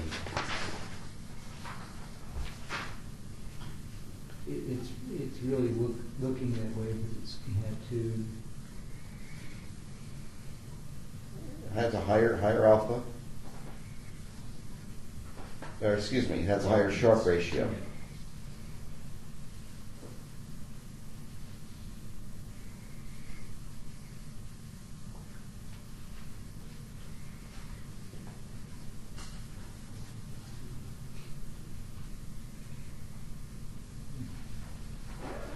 The R squared means what? Right. Yeah, I'm glad you asked. R squared is a, so this particular asset class is it's benchmarked against the S&P 1500 Utilities Index. And so, if you had an index fund that wasn't actively managed, it was just set by the companies that have the index, it would have an R squared of 1, because it would have to itself. And because these are actively managed, the higher the R squared, the closer they look to an index, or the more their returns can be attributed to the index returns itself. so the theory is if you're a really brilliant manager, you can beat the index all the time. Franklin is functioning as a. They never do. Yeah, and that's the other thing, because, to beat an index, you have to make some bets. You have to either, overweight a stock position, or in this case, the whole fund is in the utility index sector. But if it was an S&P 500 fund, and to try to beat the S&P 500, you might overweight healthcare or technology, and then do stock picking. And that's made within some those. seriously bad bets. Yeah. Because they have UTE, a very low R squared, so they must have bet. Yeah. So the higher, is that seen as a positive or It negative? depends on what you're Okay. looking for. So, the theory is that these are all managed, right? These are actively These are all managed. managed. So you're paying higher fees. The more active management you have, the more fees you're going to pay, right? Because you got more intervention, as opposed to something that's indexed. So the theory is, I'm going to pay extra fees for all this management, but the management's going to more than cover and give you return above those extra fees. And that's where That's the theory. the alpha will, the number in the alpha will manifest itself Right. out, and the Sharpe ratio of, the reward, the risk taken against. Yeah, that's why you see under Franklin, the alpha's not so high, because it was functioning pretty much like an index. Right.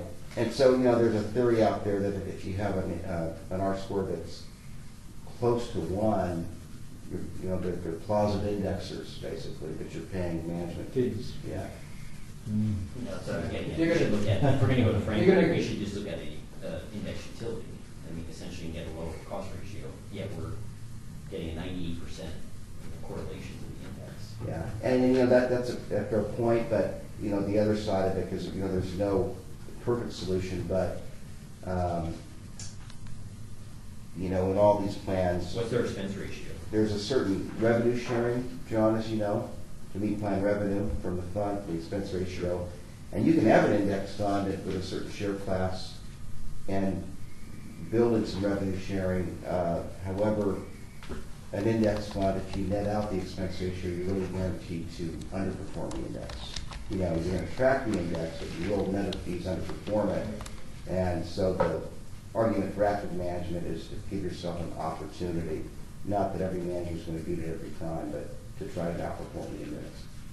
Well, they're not grossly expensive. Yeah, and the evidence of that is why we keep mapping poor performing funds somewhere else, because they don't always be. It's just the reality. Their expense ratio is just a little bit cheaper than the prevention ratio. It's not much. So I'll make a motion to map it to Franklin utilities. Maybe that's index. I'll second it. All right, all in favor of mapping Invest Utilities to Franklin Utilities, say aye. Aye. Opposed?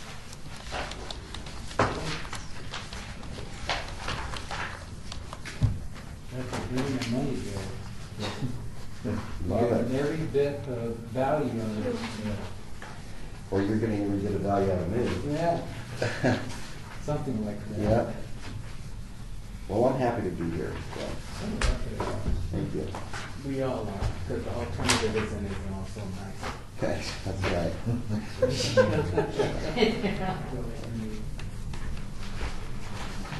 Give me some dice.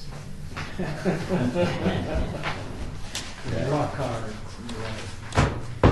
Okay, page 22, American Century Real Estate.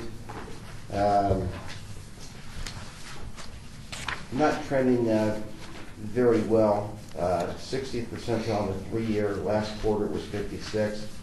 2 quarters ago it was 53. Over the 5-year, 24, which is fine. But last 2 quarters was 17 and 8 respectively.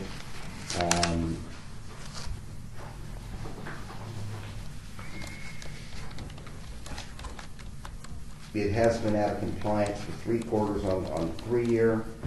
You can put it on watch. We can put a monitor tag and give it another quarter and look at trends. Both of those would be fair. Any preferences?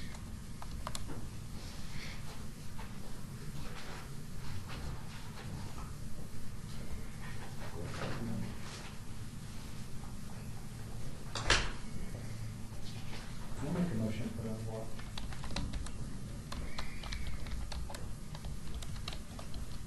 Second. All in favor of putting on watch, say aye. Aye. Opposed?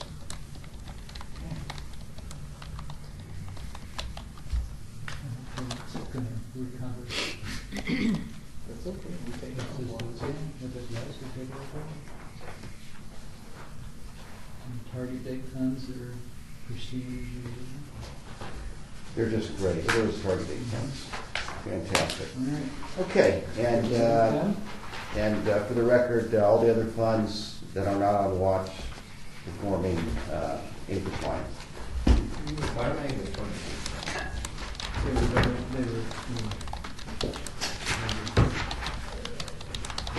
were, What are the attachments? they were on page 22.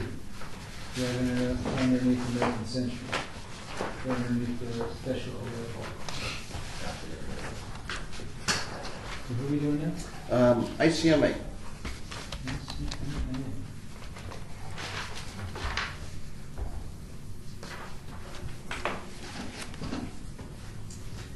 And we'll go to tab 2, page 7.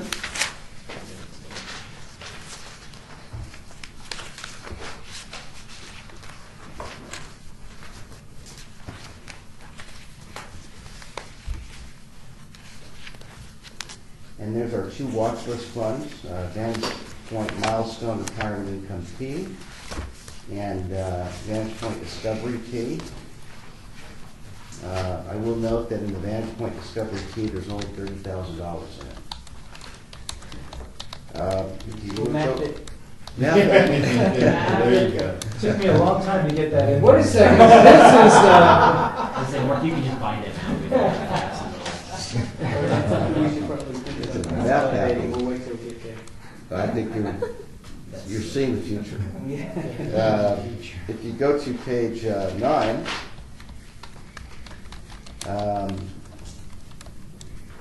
in the mid-cap value space during the quarter, the Vantage Point Select Value T was put into Wells Fargo mid-cap value. And then in the mid-cap growth, the AMG Times Square and the Harbor mid-cap were consolidated into BlackRock mid-cap growth. Go to the next page, page 10, some 4th quarter highlights. And again, this ICMA lineup has some nice funds as well. Hero Price Growth Stock Fund was up 8.54, top 16th percentile. Nuveen Real Estate up 7.73, top 19%. SP 500 was up 702, top 14%. Fidelity Puritan ranked in the top 1 percentile. And then our relatively new bond fund, the Western Asset Core Plus that I referenced before, in the top 6% of the Morningstar category. And the Vantage Point Inflation Focus T, top 30 percentile. Go to page 12, please. Plan investments. And there's that Dreyfus money market fund that I spoke about before, $244,000. Down below, the zero balances times Angie Times Square and Harbor Midcap. Again, we're mapped into the BlackRock Fund. Vantage Point Discovery T, that's on watch, $30,595. Very little sponsorship in that fund. Page 13. Now, in this particular record keeper of ICMA, you see 39% of the plan is in their target date funds, which are doing very nicely. And going back in the past, if you remember, they had the Vantage Point, those asset allocation, risk-based asset allocation funds that were underperforming, no use of glide paths, so we consolidated those underperforming funds into these milestone funds. So, I have one question here. So, remind me, the target date, is that my target retirement date? yes. And so what we've got is we've got a lot of people that are in the front end of this that either are about ready to retire, which is what I already noticed. It's just another evidence. It's just another evidence. We've got a bunch of people stacking up to retire. Just raise, if you want to keep. I don't resemble that remark. If you want to keep them, just raise the Yeah, almost insurance. half the money's in 15 years. You want tissue? Yeah. Tissue's, I'll go grab some for you. Uh-huh. $100 million. Yeah, well, the biggest position in 2030. These conceivably could be retirees who weren't, you have to take it out. Well, you know, I guess. You don't have to take it Right. for Does that make sense? You don't have to take it out, we remap that was already in there. But no, when you retire, you have to liquidate your 401k to an IRA. Oh, no. No, you don't, but you have to start withdrawing at 70 and a half. Yeah. Yeah, once you hit a certain age, you can enter withdrawal. I guess why wouldn't you roll it over I to can't even remember what the rule is. I don't know. Well, okay, that's a good question. Why you would not want to roll it over to IRA? You will find out in the next. You would want to roll it to an IRA, so you can self-manage it and then you can. Okay, so, and that's a big, Crazy person. That's a big crazy you person. know, if you roll it into an IRA, your fees will be higher. You have to do self-management. You can work with an advisor and get into a wealth, advisor relationship and have a lot of, comprehensive services if you're a good advisor, estate planning and distribution analysis and all sorts of things. But you're not going to get the benefit of you being part of, in this case, a $48 million bucket of money with scale pricing. Yeah, you can index it at a Vanguard or Fidelity for lower cost ratios than what you If you're in indexing, so there's pros and cons. Although something that is not going to affect you as a plan sponsor directly, but another major thing, and the money market reform pales in comparison to this, is that there's a new fiduciary standard out that does affect people in my trade, because the DUL now is considering any financial advisor that handles a participant that is in a retirement account, that rolled out a retirement plan, as a fiduciary with respect to his account, and has to quantify fees, and in any kind of a mutual fund program or fee-based portfolio, we have to be able to quantify and model out the additional expenses he's going to pay over a 5, 10, 15-year period. This is a major undertaking. It's gone through many lobbyist groups. It's been pulled back in legislation.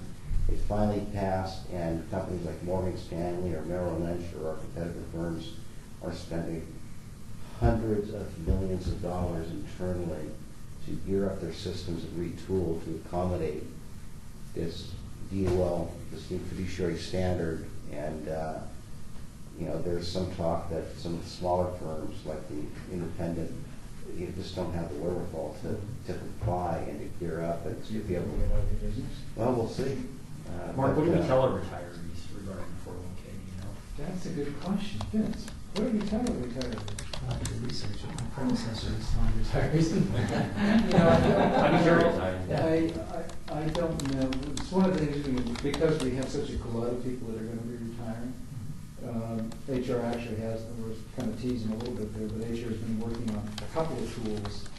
And some are very specific, like a tool to help you go out and find insurance in the marketplace. But people assume when I retire, I gotta pay, if I'm not Medicare, I'm gonna end up paying insurance premiums, you know, based on the plan offerings that we have. But that's not so anymore. You can shop around. You probably get a better deal if you want to take some, you know, adjusted for the coverage and all that. But we're also giving them tools to actually look at the PERS retirement and also look at this. Isn't the 457 plan have different distribution obligations versus a 401k? You mean retirement? Yeah. 70.5? There's still. No, I I thought don't when you know that retire, they- you I have don't to know do that different they- things with a 457 plan versus a 401k. I don't know that they're different, but there are mandatory withdrawal. I don't know that they're the same, I should say, but there are mandatory withdrawal requirements in the 457 when you hit that age. Yeah, 7.5. Yeah, that's an IRS, I think Yeah, it transcends it's- forfeit. You know, all that I the tax understand. I rates. thought when I left the previous employer at 457, I had to declare a distribution date at that time. Really? Yes. And then this was Well- 20 years ago, but You had to take a distribution? I had to either take it, Or roll it? no, it wasn't tax, it wasn't going to be taxable as ordinary income with no penalty, or I had to declare a distribution date at that time. That's probably plan specific rather than. Yeah, I'm not sure. Well, I was in a 401k and I left it there and it was an EGG. It wasn't until probably, I remember, maybe 6, 7 years ago, I finally rolled it into here just because I didn't like managing 2 cents. Sure. It was hard enough, you know, so I finally rolled it in. But, It'd be interesting to hear what we tell retirees. well. Because we have an incentive to keep money in and get a larger plan. Yeah, we don't allow them. Well, you get better prices. Yeah, exactly, so I mean. Yeah. Yeah, we don't allow them to continue putting money into the Of funds. course. We allow them to keep their funds Yeah. there.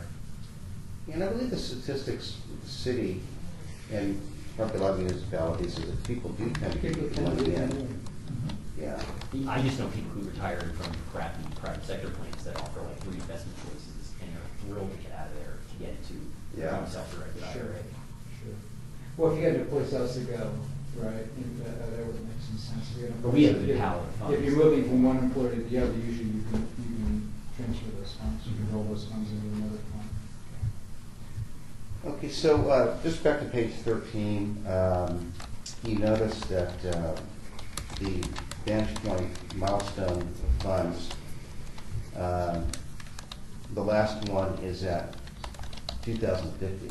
And from last meeting, the committee voted to move forward of adding the 2060 fund, which is the next phase, because now, you know, if somebody is 21 years old and they want a targeting fund, if you project out to 65, the math, you know, says 2060. So, and this is actually later on the agenda, but now we're talking about in the Mass Mutual Plan, the 2060 fund is being added tomorrow. You know, it takes time to implement it, so that's being added tomorrow. With ICMA, Sean Baker's saying that they're looking at June or July because they're still developing the fund. And in that case, it's not even going to be the 2060 fund, it's going to be a 2055 fund. Because ICMA has their own methodology, and because, you know, their book of record-keeping business is only the government space. And that in you know, governments, the employees retire sooner. So that's how they do that. So they need to have So, shorter intervals. Yeah. Yeah. Okay, we're going to go to page 21 now. Really,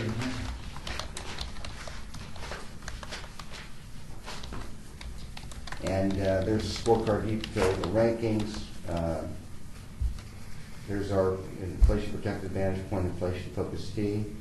Doing fine. Western Core Plus, our bond fund, doing stellar. Fidelity Puritan, doing fantastic.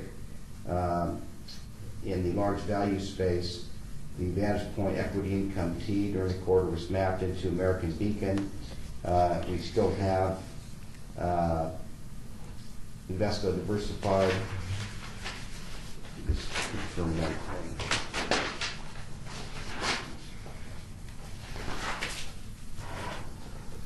Yep. And there's a situation where we've had two, really nice large value funds, so in this particular lineup, there's two choices. Large blend, SP 500 fund, doing fine. Advantage Point Growth and Income T. Trending negatively, 3-year last quarter was 25th, dropped to 41st. Over 5-year period was 33rd, dropped to 40th, but still in compliance. Fidelity Contra continues to trend nicely. We had a monitor tag on that was removed last quarter, and so on the 3-year, last quarter it was 38, quarter of that it was 54, so that's nice. And then on the 5-year, last 3 quarters, it's improved from 49 to 36 to 31st, so that's trending nicely. T. Rowe Price Growth Stock Fund, doing great. The Vantage Point Select Value T, you can disregard that because that was replaced with the Wells Fargo Mid-Cap Value Fund. Page 22, the AMG Times Square and Harbor Mid-Cap, you can disregard because that was consolidated during the quarter with the BlackRock Mid-Cap Growth Fund. And then here's a small blend of Vantage Point Discovery T that was put on watch last quarter, and so it was on watch last quarter. It's still not in compliance, so I proactively have done a fund search.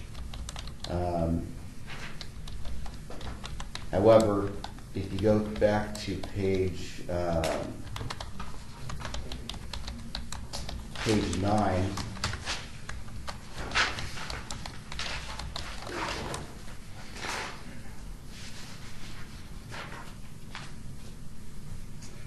in the small blend category, the Vantage Point Discovery T, while I have a fund search for a $30,000 position, I think you might consider the idea of consolidating it with Vantage Point Small and Mid Index.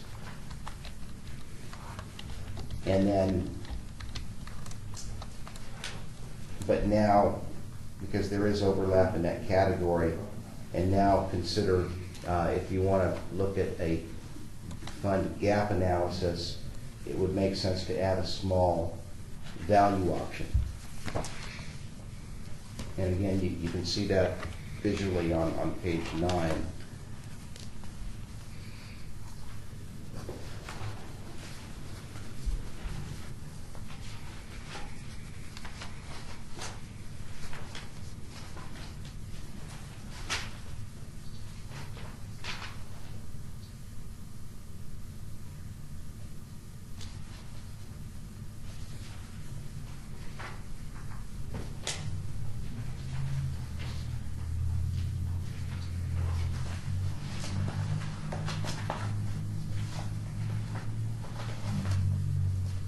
And so, would you like me to repeat that, so everybody understands the choices? Yeah, Yeah, so if you look on page 9, here you can reference line, that's easier. there you have a. Yeah, so the Discovery T is a small blend fund that has $30,000 in it.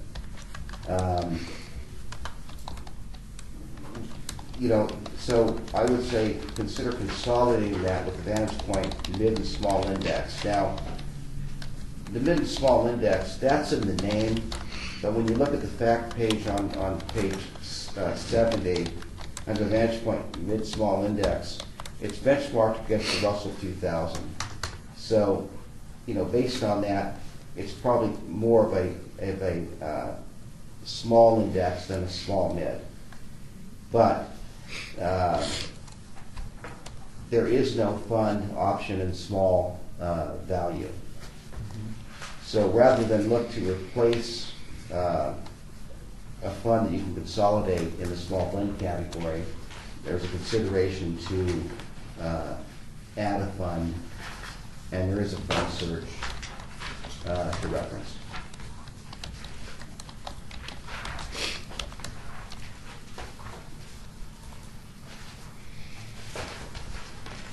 So in this case, we're not looking to, Adding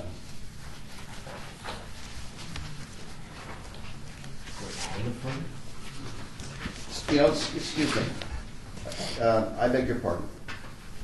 Because I did You another have search blends. I'm sorry. This is a fund search to replace a $30,000 position. So it's a blend. And, yeah, and so if you wanted to replace the fund that is not in compliance,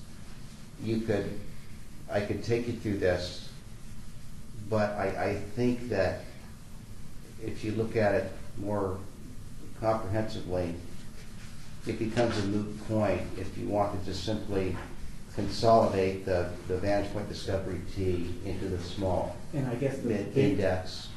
The bigger question would be, do we want to take the two that we have and possibly replace them, consolidate and replace them with one of your searches? Is that another consideration? It that is, you're but, bringing? yeah, that's a good point, Edward, but what I would tell you to be mindful of in that context is that, when you're looking at this fund lineup, and if you're a participant, which you are, and you get down to your small cap exposure. Mhm. So if you do an asset allocation questionnaire, if you look at Morgan Stanley's Global Investment Committee models, there's some allocation to small cap. Question is, how are you gonna build it in your account? If we consolidate into the index fund, the small blend category, and you add a small value fund, for your small cap exposure, you can have 100% of it in the index option, which is a low cost option. You can have a third, a third, a third, or you can have, half in an actively managed small value and half in an actively managed small growth. Where are you coming up with a small value fund or blend, right? Well, I'm saying that next quarter, I can do a fund search and we can consider adding one. There is a So gap. really, if I'm hearing you correctly, what you're suggesting is we should go ahead and map that 30,000 into consolidated, but map, really, is what we're saying. That's right. And map it, and then you're suggesting we should look at having, I can do a fund search. For a value fund. for a small value. Yeah. I like that. Doesn't bother me. Well, the four funds you propose to replace it, they're all really close. Well, to it's a net being zero, or net value is zero. I mean, I guess I'd rather add a value than add another blend. Yes, you do. And these four funds anyway are functioning essentially like an index. Their R squares are all over 96. Well, I wouldn't put too much, that R squared came up in the last conversation, but, there's certainly more to it than that. Yeah, no, of course. But they're all closely tracking the index if you look at their performance. Really.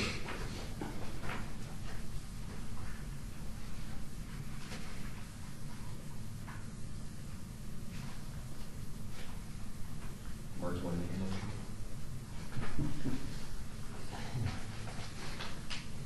And we're gonna screw my house, right? So we're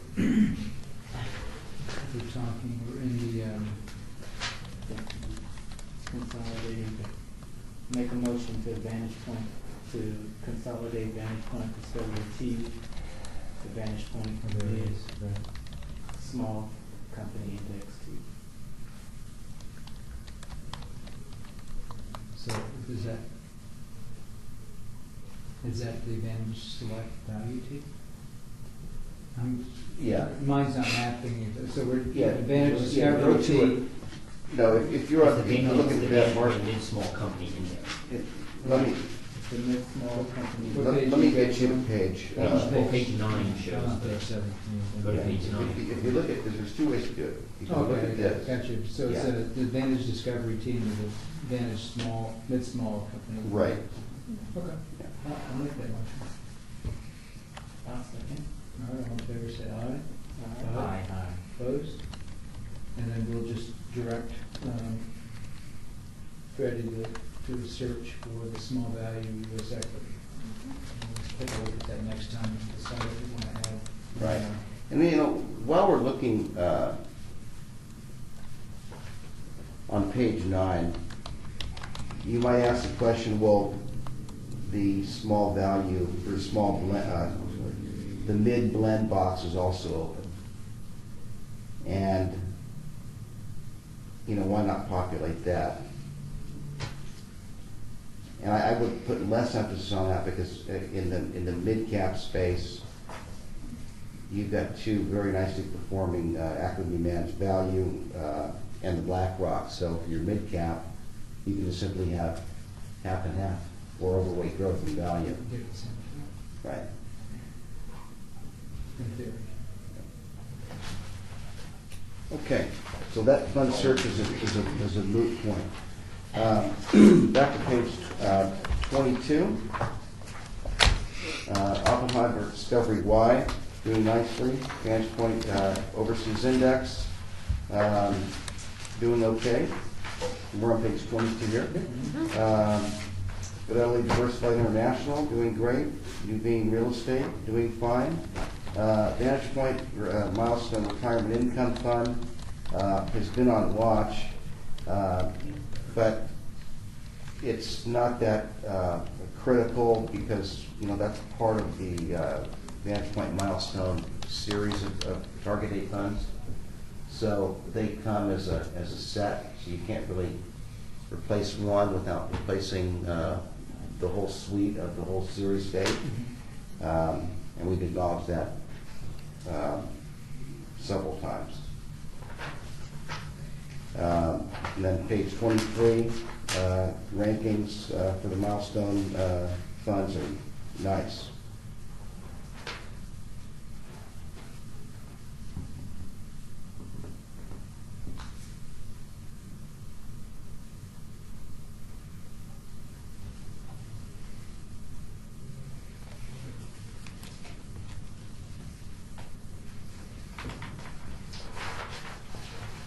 Okay, done with ICMA.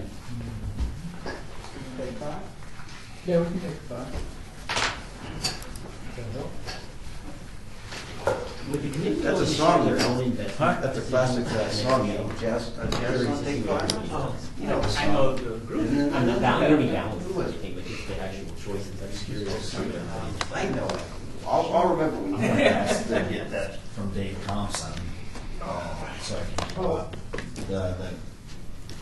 Yeah. Yeah, Oh, yeah, you have to turn it in. yeah, it's not his. Yeah. It is clear on movies and Committee whatnot. ownership. Yeah, so I'll get that and then I can Committee keep class. up. So how long you been in the market? Been in the city for 15 and the Marshals since 03, so 13 this September. Were you on the CO side? I was, yes. Probably not even the other CO side. Yeah. That work. I enjoyed being out of jail. I mean, you're in jail too. When did you get out? Yeah, well, It yeah. is, people don't That's why he's here. Yeah. It is. Yeah. You see, I did feel in the the first quarter, Yeah. 16 is going to be rather interesting if you are performance numbers. Hard to be upbeat. No, I mean, Oh, for this one? It is. First quarter. Yeah. It's a mental thing. If you can turn it into a Mark job, down and see what funds and, work better. which is hard, Mhm. and not get Although Mark's along back or nice. trying to help Yeah. someone, because it's I so think it bad, all- especially with the drug use. and Yeah. stuff. That's what you should get. We're trying to be nice. Quarter. I mean, we've had them, a turnaround of an hour, you know, Yeah, blah, blah, exactly. blah. Look, Pick them up again, Exactly. and they're right back down. And there was a day when To deceive back into KFS. early in my career where Oh, shit. you know, you started this business Yeah. as a stockbroker. Well, you don't know, it's emotional. It is. I mean, A lot of good people, man. Well, It's just, you get more effective and more. it's hard, you know. But there was The recruitment's hard. Yeah, and I'm just always thankful for Stock people versus who, expression. you know, public safety work. You know, at the end of All the public day, safety work. there Immediately, might be even certain buyers that will try to manipulate. even for and peace people officers, buying March Street, right folks in the before street, what those firefighters, Pink particularly tape. all the EMS calls. and Pink crap. tape. That's So it has a nice Yeah. close on the Yeah. day, And yeah. all that stuff is important. Make it look a little You better. get in there Clothes. with Yeah. For your sales tax. You want Yeah. that difference, and then you kind of get down to society and everything else too, so. Yeah, and yeah. it's good to. Yeah, I mean, it's interesting because I had one of my sons was one of your frequent flyers now. Actually, I finally went through went through several How are rehabs. you holding up? Good. Good. Yeah. Good. These are long meetings, so Yeah. you're probably in a lot of long And meetings. relapsed Yeah. after that. This month? He remembered Oh, people, city and council this can time go he all was day. like, Oh, yeah, that's Yeah, and planning And so at he night, actually went so. back. Well, glad to give you an easy one here. Yeah, thank you. 2.5 years driving ambulance, driving limousines. Very good. So it's, occasionally, it's, kids straight, particularly kids, Yeah. they're so straight on that, but, They have to reach a point in themselves that wants to change. A lot of those services don't work unless you yeah. reach Yeah, that it's, person. yeah, I mean, Everyone's helped you them figure to that that point, out, so. yeah, you figure that out as a parent, Yeah. because you go through this wicked, codependency and in some cases enabling dance, because when they're younger, when they're 17 or 18, the father of the child, living on the street and crazy drugs, it's kind of absurd. But It is bad. when they become an adult, you get a little business and then you're cold, cold about it, you're there, but you're not there anymore. So, he actually got shot in a drug deal, East Las Vegas, in the forum. And that was, that would have been his low point, apparently it was. So he had to go back. Yeah. I started to text you a lot of different Small things. Hey, caliber at this point. You haven't done your, They will. I didn't know. did Nixon. And so, it was, he gets to UMC, I know it, I know what's going on, but I don't know that. Because that's such a. But a number of like iconic musicians have done rendition of it. Right. Yeah, I know. And I'm not getting like 2 more hours.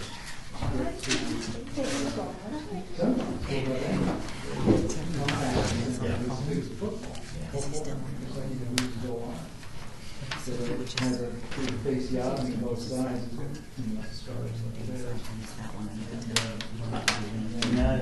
All right, Dad, thank you.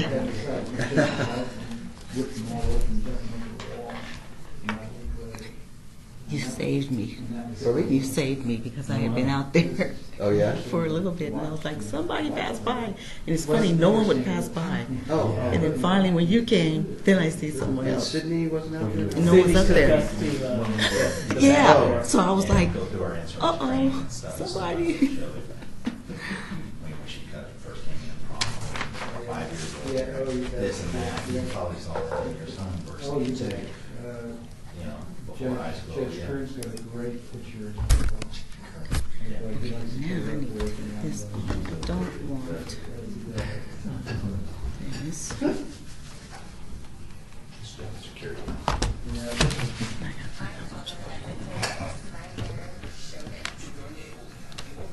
But I even checked up on the, syndicated show. The repo man.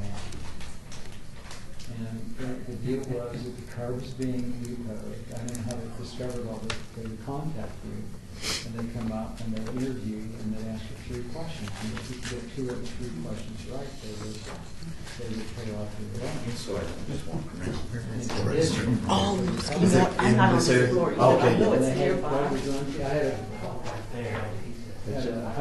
he had a high school friend who was. He said there's just a few of them. Oh, Dave Called Brubeck, his wife that's at right. 11 Well, o'clock he at night won. and said, Well, I think he's the original. The original, I believe. Yeah. Your son, John. See, I knew it. He's actually a YouTuber. I forgot. You can't forget something you never knew. I did know that. I didn't know the name. I knew that. Today, I know it now. Yeah, it's weird. It's called Take 5. Yeah, that's how I had to figure it out. Yeah. What do you got in your head? The jazz music? The song. He said, let's I take think if we 5. take Oh, let's take 5. And then it started, and he said, remember the song? And I said, oh, yeah. Dave Brubeck. And so they were Yeah, good. yeah. Yes. YouTube. You don't have to call the radio station now. Can you? And that's what's neat about YouTube. There's some neat stuff out there. I finally learned how to change a tire. Nice joke. Notice I'm looking at the Jeep, 4-inch book. job all by himself. You never had any training, but you did through YouTube and research. A And mechanic, I can't remember which daughter's car. It was an older car, I can't remember if it was Alton or Honda. But anyhow, he had to pull it up. He pulled up YouTube to figure out how to play something. well, get this, I go into my halogen bulb. Same here. Goes down to AutoZone, you know, buying balls. Their homework, I Just just ask them to ask. Google it. And I kind of look at it, trying to size it up. I know, I and just asked the guy, some of the things that just asked you a question, um, but I don't know if you've dealt with these before, but when I was in school, college is different. Yes. I have no idea what's going on right now. She cracks me. My daughter is 10, so what she's learning, we'll get the same answers, but it's different. So then my son, I'll say, Elijah, show her. She gets it. I say, you guys learn the same method, same principles, so you understand. Especially with math, and I want it in different, on all these steps, and I'm going like, if I can see that many steps to get the same answer, it only takes me 3. And then, okay, Right. that's what my mom showed, that's wrong. My mom had like, Gosh, oh no, I know. have a 13-year-old and a 16-year-old. My son's 17. My 13-year-old's homeschooled.